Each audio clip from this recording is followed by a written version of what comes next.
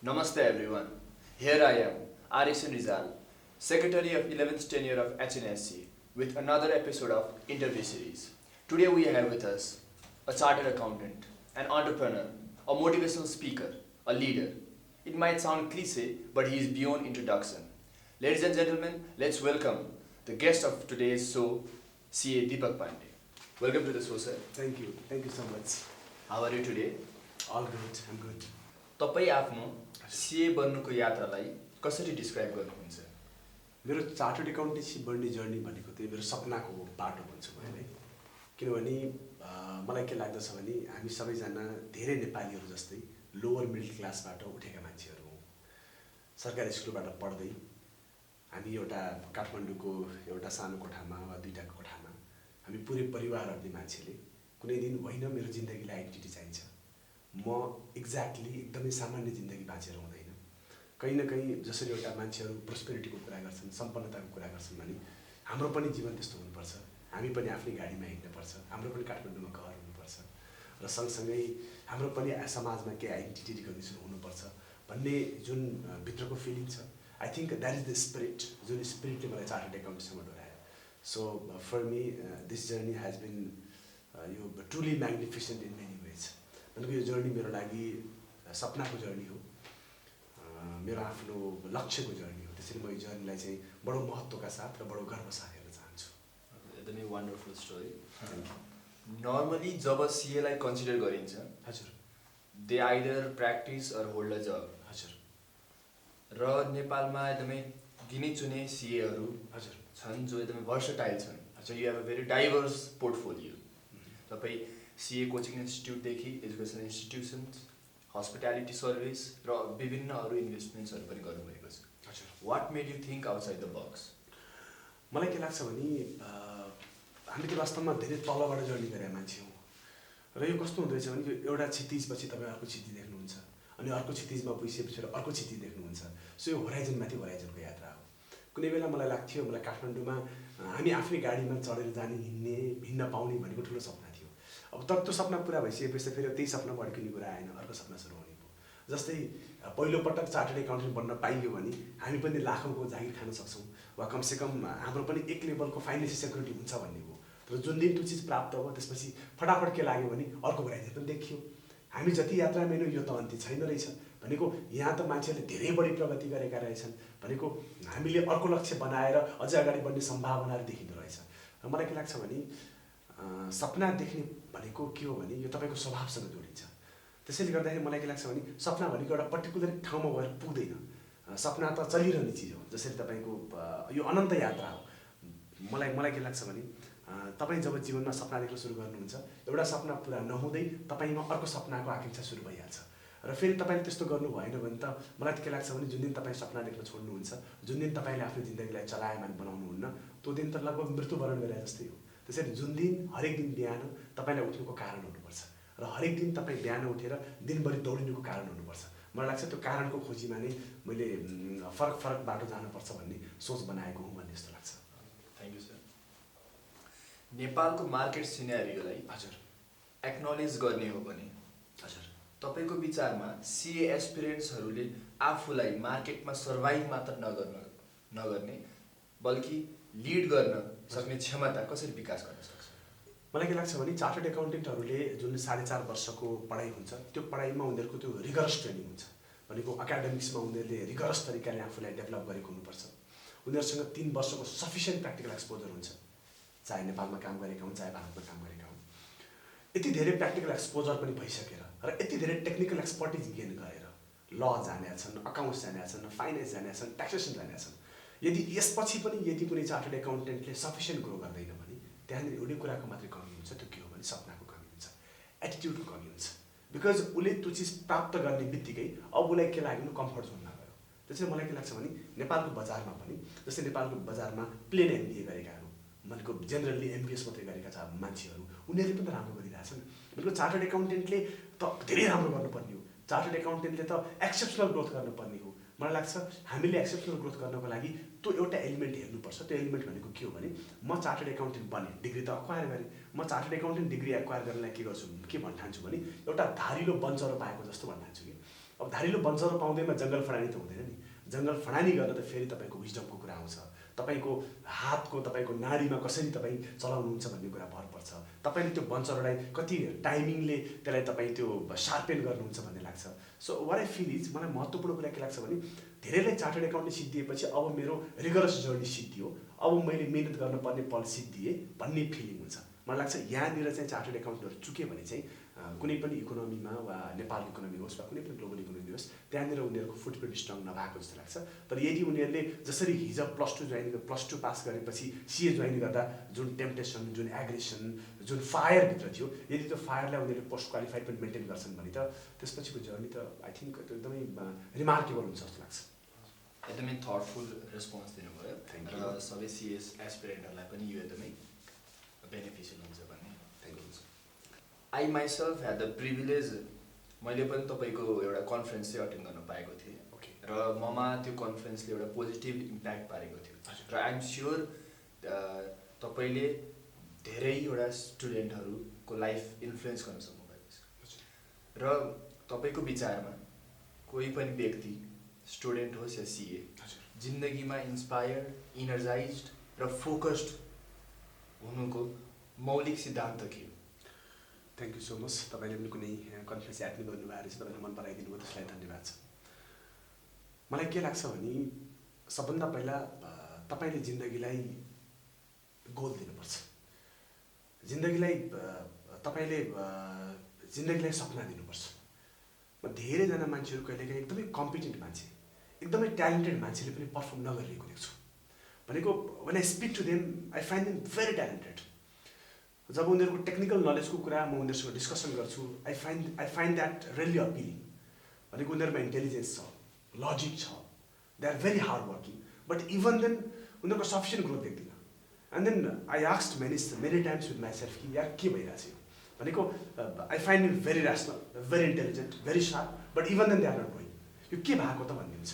अनि फेरि म बिस्तारै बस्छु अनि फेरि मलाई के लाग्छ भने अल्बर्ट आइन्स्टाइनले एउटा लाइन भनेको थियो, के भनेको थियो भने imagination is more important then knowledge भनेको थियो। त्यसपछि मलाई के लाग्छ भने यार चार्टर्ड एकाउन्टेन्सी डिल त टेक्निकल नलेज न हो। चार्टर्ड एकाउन्टेन्सीले न ब्यालेन्स सिट बनाउन सिकाउँछ, ट्याक्स रिटर्न फाइल गर्न सिकाउँछ, फाइनेन्सियल क्यालकुलेसन गर्न सिकाउँछ। चार्टर्ड एकाउन्टेन्टले सपना देख्न, जेन्युनली ठुलो बनाउने भन्ने कुरा त त्यो फेरि व्यक्तिको आफ्नो पर्सनल एटिट्युडको कुरा हो। भनेको एउटा म के भन्न चाहिरहेको छु भने एउटा मान्छे डरपोक मान्छे चार्टर्ड एकाउन्टेन्सी पढ्यो भने डरपोक चार्टर्ड एकाउन्टेन्ट भन्छ, एउटा एकदमै रिसा मान्छेले चार्टर्ड एकाउन्टेन्सी पढ्यो भने रिसा चार्टर्ड एकाउन्टेन्ट भन्छ। बिकज चार्टर्ड एकाउन्टेन्ट आफैमा जीवन होइन। चार्टर्ड एकाउन्टेन्ट भनेको हामीले त्यो टाइमिङमा डेभलप गर्ने टेक्निकल स्किल हो। त्यसले गर्दाखेरि मलाई के लाग्छ भने जब तपाईँले जिन्दगीलाई विङ्स दिन सुरु गर्नुहुन्छ, बिकज तपाईँलाई म चाहिँ अलिकति आउट अफ द बक्स गएर सोच्नुपर्छ, म अलिकति ठुलो सपना सोच्नुपर्छ, म अलिकति मेरो आफ्नो कम्युनिटीमा, सोसाइटीमा वा नेसनमा चाहिँ कहीँ न कहीँ मैले रिमार्केबल एउटा पोजिसन बनाउनुपर्छ जब भन्न सुरु गर्नुहुन्छ, त्यसपछि तपाईँले आफूभित्रको सबकन्सियस माइन्डमा सपना इन्सर्ट गर्नुहुन्छ। But I believe is this is very important. तपाईँले हेर्नुभयो भने जब इन्डियामा तपाईँको 1980s पछि जब इन्डियाले ट्रान्सफर्मेसनको स्टोरी लियो, तपाईँ हेर्नुभयो भने इन्डियामा सबैभन्दा बढी कुरा गरिएको कुरा नै तपाईँ इन्डियामै पढिरहेको विद्यार्थी हुनुहुन्छ, सबैभन्दा बढी कुरा नै सपनाको कुरा गर्यो। त्यो बेला तपाईँ उसलाई सम्झनुहोस्, इन्डियाको ex president APJ Abdul Kalam, उनले भनेकै थिए तपाईँले के are people who are not ambitious are the criminals who can not be punished under any statute भनेर। यसको मतलब ती मान्छे जो सपना देख्दैन त अपराधी हुन् जसलाई कानुनले सजाय दिँदैन भनेर। पछि पी चिदम्बरम जो अर्थमन्त्री हुँदै गृहमन्त्री हुनुभयो भारतको, उहाँले भन्नुभएको थियो bell the castle in the year. त्यसपछि बल्ल तपाईँ स्टार्ट गिभिङ फाउन्डेसन भन्न थाल्नुभयो। तपाईँ हेर्नुहोस् नारायण मूर्तिको स्टोरी हेर्नुहोस्, रतन टाटाको स्टोरी हेर्नुहोस्, त्यसपछि गएर धीरुभाइ अम्बानीको कथा हेर्नुहोस्, तपाईँको सबैको स्टोरीमा के देख्नुहुन्छ भने सबैभन्दा बढी मेरो सपनामा काम गरेँ। तर आई बिलिभ यदि तपाईँले ग्रोथको कुरा गरिरहनु भएको छ, यदि तपाईँ चाहिँ कहीँ न कहीँ मेरो एउटा प्रोमिनेन्ट प्रोसेसको कुरा गरिरहनु भएको छ भने now I think it starts with you. So this is the fundamental thing to fly. त्यसपछि अनि बल्ल तपाईँलाई टेक्निकल स्किलले काम गर्ने हो, तपाईँलाई नेटवर्किङले काम गर्ने हो, अनि त्यसपछि तपाईँले टिमहरू बिल्ड गर्ने हो, मेहनती बन्ने हो, यी सबै कुरा सेकेन्डरीमा आउँछ जस्तो लाग्छ। Thank you. सिए स्टुडेन्ट र इभन सिए जो चाहिँ क्वालिफाइड भइसकेका छन्, they are insecure about opportunities, मार्केटमा यो अपर्च्युनिटिज कम छ कि भन्ने एउटा इन्सेक्युरिटी। तपाईँ एकेएनको भाइस प्रेसिडेन्ट पनि हुनुहुन्छ। तपाईँको नेपालमा रहेका चार्टर्ड अकाउन्टेन्ट्सको लागि तपाईँको भिजन के छ? मलाई के लाग्छ भने ती विद्यार्थी जो चार्टर्ड एकाउन्टेन्ट पढ्दैछन्, I want to assure them कि you have a very bright future as a chartered accountant. एकदमै गजबको फ्युचर छ। इभन ती चार्टर्ड एकाउन्टेन्ट जसले भन्दैछन् कि बजारमा हाम्रो मार्केट सानो भयो भन्ने कुरा गर्नुहुन्छ, उहाँहरूलाई म भन्न चाहन्छु we have a wonderful career when you be a chartered accountant. प्रश्न कहाँनिर गडबड भएको हो भनेर भन्दा हामीले यति मिहिनेत गरेर 4.5 वर्ष रिगर्स ट्रेनिङबाट चार्टर्ड एकाउन्टेन्ट त पढ्यौँ, तर फेरि हामी सबैले रेज्युमे बोकेर ब्याङ्क गएका छौँ। ब्याङ्कको त लिमिटेड सिट छ। ब्याङ्कले त पहिला एएम बनाउँथ्यो होला, अनि एसओ बनाउँछ, अनि अफिसर बनाउँछ, अझै गइरहनु भयो, जुनियर अफिसर बनाउँछ, अझै गइरहनु, म्यानेजमेन्ट ट्रेनिङ बनाउँछ, अझै तल बनाउला। कमसेकम डिमान्ड सप्लाईको पनि त थ्योरी छ। उसले आफूलाई कति रिक्रुटमेन्ट गर्ने हो र तपाईँहरू सबैले लोड त्यही लैजानुभयो भने त त्यसपछि त डेफिनेटली स्कोप घटेर जान्छ। फेरि तपाईँ प्र्याक्टिसमा बस्ने चार्टर्ड एकाउन्टेन्टले होइन एक्सटर्नल अडिटै मेरो दुनियाँ हो भन्नुहुन्छ भने त त्यहाँ पनि अर्गनाइजेसन लिमिटेड छन्। त्यसपछि तपाईँले त्यहाँ अप्लाई गर्न सुरु गर्नुभयो भने या त तपाईँ अन्डर कटिङ गरेर जानु पऱ्यो, या त अरू कसैको क्लाइन्ट खोज्न पऱ्यो, बिकज त्यहाँ केक साइज बढाएन। मेरो कन्सर्न के हो भने पहिला तपाईँले यति रिगरस ट्रेनिङ गरेको मान्छेले, यति राम्रोसँग नलेज अपडेट गरेको मान्छेले ठ्याक्कै त्यो ऱ्याट रेसको हिस्सा भएर त्यो रेसमा भाग लिनु भएन। तपाईँसँग धेरै नलेज छ नि यार। तपाईँले त त्यो 3 वर्षमा यति धेरै अर्गनाइजेसन हेरिरहनु भएको छ, यति धेरै अर्गनाइजेसन्सलाई फरक फरक पर्सपेक्टिभबाट हेर्नु भएको छ। ब्याङ्क हेर्नु भएको छ, इन्सुरेन्स हेर्नु भएको छ, 5 स्टार होटल हेर्नु भएको छ, मेडिकल कलेज हेर्नु भएको छ, म्यानुफ्याक्चरिङ युनिट हेर्नु भएको छ, तपाईँले त्यहाँ बनेको सिस्टम हेर्नु भएको छ, गभर्नेन्स मेकानिजम हेर्नु भएको छ, एसओपीज बनाउनु भएको छ, संस्थाको कन्ट्रोल मेकानिजमलाई हेर्नु भएको छ, संस्थाको टर्नओभर हेर्नु भएको छ, संस्थामा कसरी भ्यालु एडिसन हुन्छ भनेर हेर्नु भएको छ, तपाईँले मार्केटिङ स्ट्राटेजी हेर्नु भएको छ। यति सबै कुरा हेरेर पनि तपाईँले यी सबै चिज चाहिँ किन नसोच्ने? एउटा मान्छे जो चार्टर्ड एकाउन्टेन्ट पनि होइन, जोसँग यो सबै स्किल पनि छैन, उसले सपनाको दममा रहेर मार्जिन बनाएर तपाईँको बिजनेस गर्न सक्छ, उसले तपाईँको अगाडि बढ्न सक्छ भने तपाईँ इनोभेटिभ भएर बिजनेस गर्न किन नसक्ने?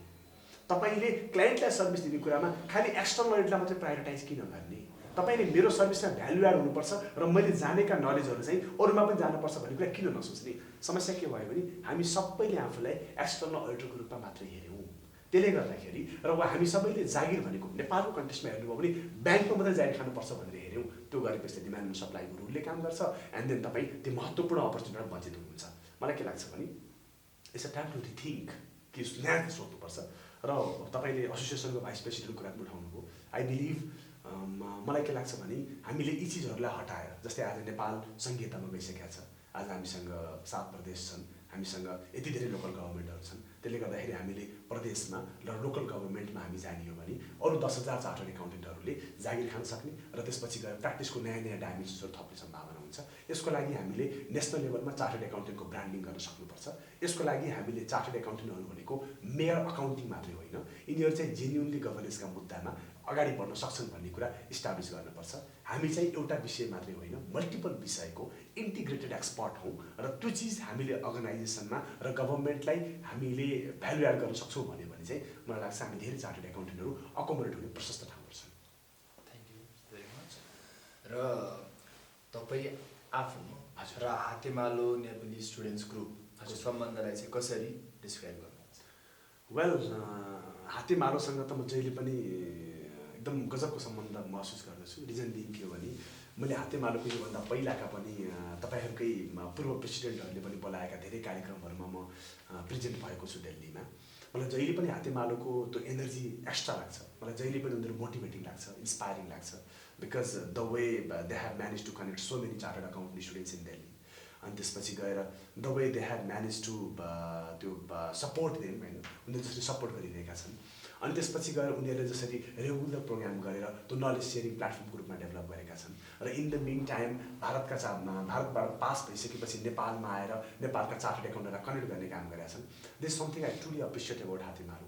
मलाई सबभन्दा रमाइलो के लाग्छ भने तपाईँहरूले आफूलाई विशुद्ध राजनीतिक सङ्गठनभन्दा भिन्न राखेर कम्प्लिटली विद्यार्थीहरूलाई उनीहरूको नलेज बिल्डअपमा, उनीहरूका दिल्लीमा हुनसक्ने समस्याहरूको सर्ट आउट गर्ने सवालमा र जुन कनेक्टिभिटीमा महत्त्वपूर्ण भूमिका निर्वाह गर्नुभएको छ। I truly appreciate that.